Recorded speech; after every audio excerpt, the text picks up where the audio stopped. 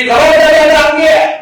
त्यांनी सांगितलं की ही राज्यघटना फक्त एका विशिष्ट वर्गासाठी आहे. ही राज्यघटनेचं आरक्षण एका विशिष्ट वर्गासाठी आहे. त्याचा आम्हाला काही फायदा नाही असं वारंवार सांगितलं गेलं. जाती धर्मामध्ये ते निर्माण करून जातीवाद तयार करून डॉक्टर बाबासाहेब आंबेडकरांना एका साखळीबद्ध करून ठेवण्याचं एका चौकटीत बंदिस्त करून ठेवण्याचं काम केलं. आम्हाला तरी मिळालं की डॉक्टर बाबासाहेब आंबेडकर म्हणाले बौद्ध बांधव म्हणतात आमचे म्हणजे एका चौकटीमध्ये बंदिस्त करून ठेवण्याचं काम केलं गेलं. समाजाने देखील त्याग केलं. डॉक्टर बाबासाहेब आंबेडकर कुणाचे त्यांनी सांगितलं बौद्ध बहुमांचे. पण आज मी या ठिकाणी जाहीरपणे सांगतो आहे की डॉक्टर बाबासाहेब आंबेडकर हे फक्त एका जाती धर्माचे नसून ते समस्त अखंड भारताचे हे